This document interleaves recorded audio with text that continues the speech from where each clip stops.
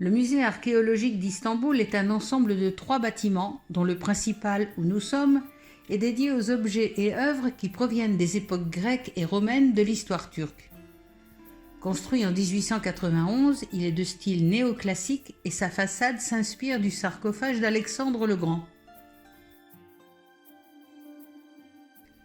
Juste en face, un café offre des rafraîchissements dans un parc où sont exposés sculptures, chapiteaux de colonnes et sarcophages ornementés. Une ambiance paisible autant qu'étonnante.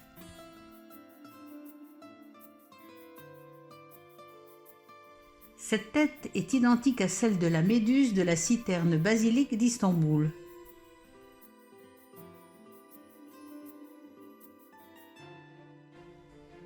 Depuis quelques années, le musée est en cours de restauration. Le bâtiment a été renforcé contre les risques sismiques. Et afin de rendre les collections plus attrayantes, des vitrines, des panneaux graphiques et des scénographies ont été réalisées pour servir de décor aux sculptures.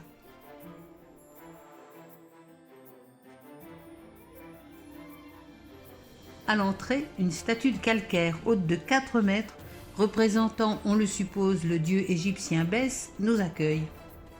Trouvé à Chypre, il daterait du 6e ou 7e siècle avant Jésus-Christ. Mais quelques incertitudes planent sur ce dieu nain, un Égyptien qui serait représenté de face et avec une barbe bouclée à la syrienne. Les avis sont partagés.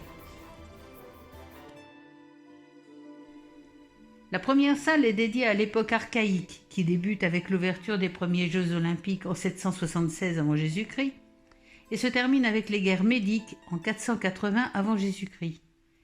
Elle voit l'apparition de la polis, la cité-État grecque, la naissance des premières villes, Athènes, Sparte, Éphèse, et leur expansion dans toute la Méditerranée et la mer Noire. La statuaire est monumentale, avec souvent des influences orientales amenées par le commerce ou les conquêtes territoriales. Les personnages sont bien proportionnés, mais les postures hiératiques, les visages peu expressifs, les vêtements peu dessinés. L'exemple type étant le kouros et la choré, le garçon et la fille, qui ressemblent plus à des allégories du genre qu'à des personnages. L'évolution vers des formes plus réalistes et vivantes s'amorce tout au long de la période. À l'époque classique se tenaient des banquets décadents appelés colloques ou symposiums. C'était non seulement l'occasion de réfléchir et de philosopher, mais aussi d'apprécier les plaisirs de la chair et du vin. Ces dîners étaient exclusivement réservés aux hommes libres de l'aristocratie afin qu'ils animent la soirée avec esprit. Les invités bavardaient, posaient des énigmes ou des caricatures, des flûtistes appelés olétrides les accompagnaient. Après le repas, ils se parfumaient et portaient des guirlandes de myrte ou de fleurs, censées soulager les maux de tête causés par le vin. L'art prend alors une dimension politique avec la célébration des empereurs, des grands hommes influents, une dimension religieuse aussi avec la multiplication des représentations des dieux et des héros, des mythes et des légendes. Et c'est l'esthétique et la décoration qui guident les nouvelles formes, mouvements, courbes, vie, expression des visages, détails fouillés des vêtements, c'est l'explosion.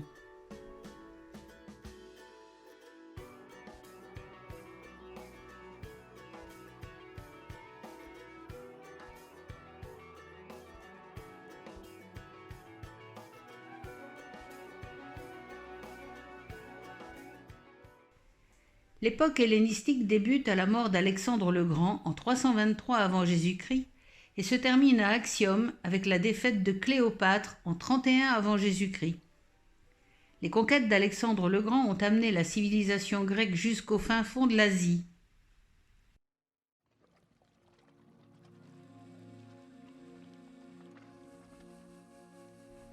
Au gymnasium, avant les exercices, les athlètes se lavaient puis se frictionnaient à l'huile d'olive pour échauffer et assouplir les muscles. Ils s'en débarrassaient ensuite à l'aide d'un racloir en bronze appelé strigile avant de se laver à nouveau. Les exercices d'assouplissement étaient rythmés au son d'un holos par un musicien. On pratiquait les jeux de balle, la lutte, la course dans le stade, le lancer du disque, le saut en longueur, la boxe et le pancrace. L'art hellénistique privilégie la représentation de la souffrance humaine et affirme la toute-puissance des dieux. Il offre les premières représentations de l'âge, du petit enfant au vieillard. Il s'intéresse à la représentation du corps en mouvement et à l'expression des sentiments. Il dramatise les situations. Et il subit de nombreuses influences orientales dans les thèmes et dans la représentation des sujets.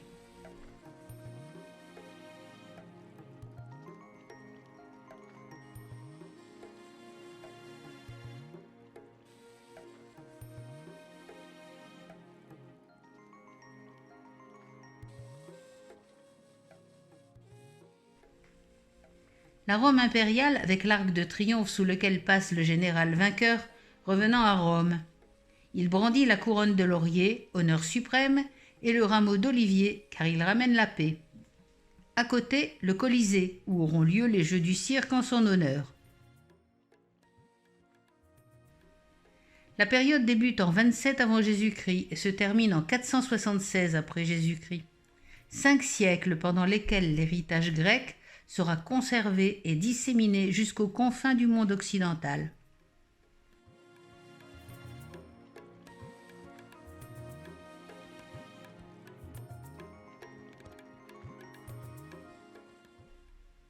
Ces statues de personnages romains sont monumentales, plus de 2 mètres de hauteur.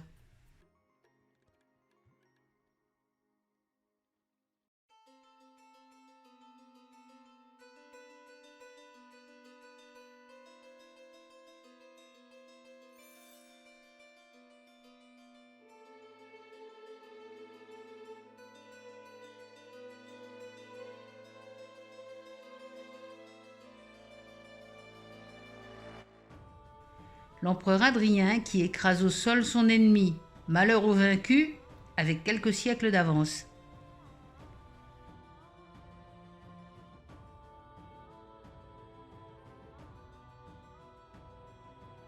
Sappho, la poétesse grecque de Lesbos au beau visage.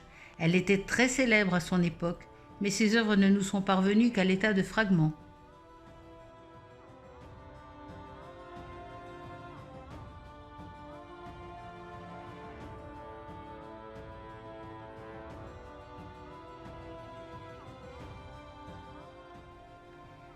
Devant une galerie de visages grecs représentant tous de nobles et importants personnages de jadis.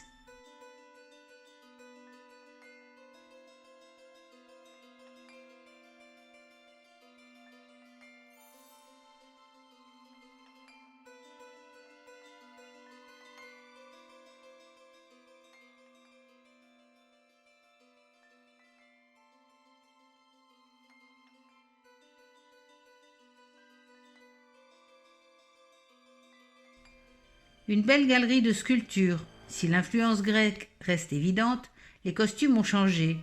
Le Romain porte maintenant des vêtements cousus sous les étoffes drapées.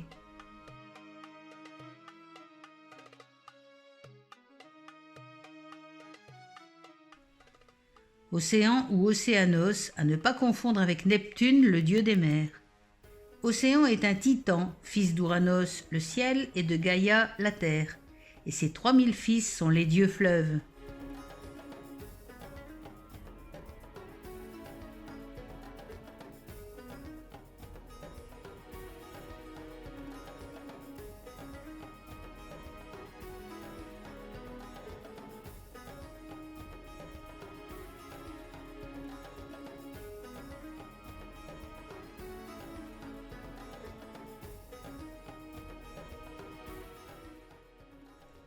Le travail du sculpteur depuis la carrière jusqu'aux blocs de marbre que le sculpteur martèle et burine, et aux statues et cariatides qui ornent les façades des bâtiments.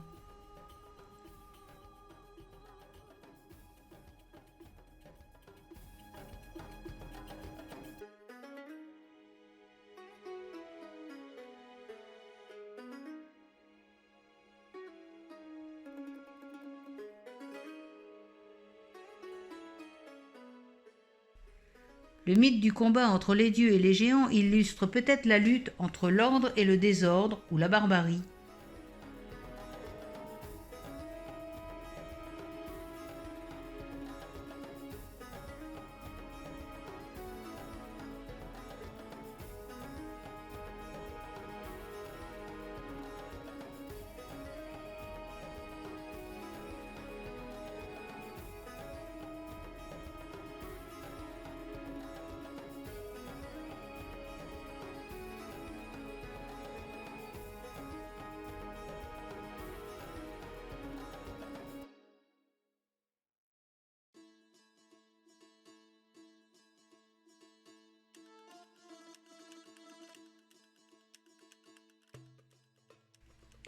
Et pour finir, une mise en scène des dieux de l'Olympe, communs aux Grecs et aux Romains, avec les conventions habituelles. Le simple mortel est le plus petit. Le demi-dieu est plus grand que le héros. Le dieu est plus grand que le demi-dieu, et Zeus Jupiter est le plus grand de tous.